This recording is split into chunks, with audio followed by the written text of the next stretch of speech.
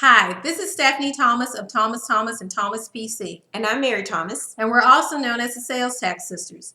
We wanted to give you a quick sales and use tax tip regarding commercial repair and remodeling projects in designated disaster areas here in Texas. A storm just went through Texas, and so there are going to be areas that have sustained damage. This tip is for people who have businesses in those areas. We're going to go through an exemption that has been granted by the legislature. And again, this is only for people in Texas, and this only applies to commercial property. One thing that you have to know up front is, what is a designated disaster area?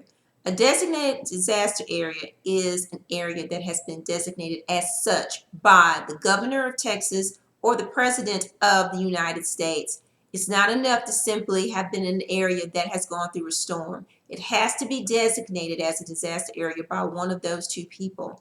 And when that happens, there's usually some kind of notice that the declaration has been made on the Texas Comptroller Public Accounts website or in a newspaper articles. It could be anywhere. You can Google it and you can probably get some documentation if that has happened.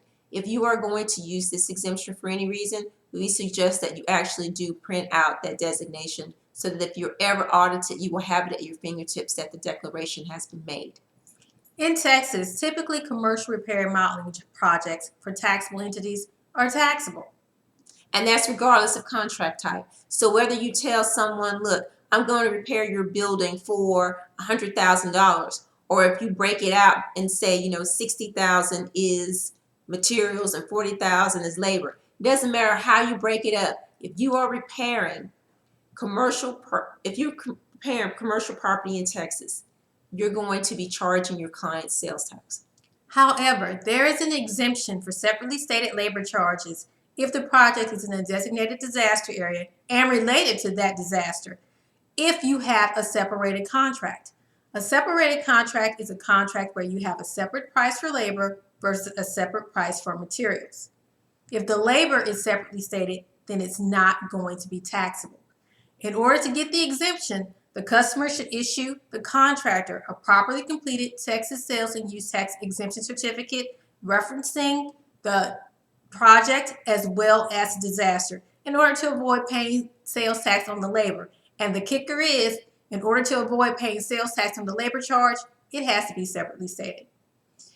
Here's hoping that this tax tip has been helpful for you. Remember, it applies to Texas. So there may be exemptions relating to other jurisdictions. If there are, you need to check with your taxing authority and find out. If you like this video, please give us a thumb up and consider subscribing to our channel. Thanks. Thanks. Have a great day.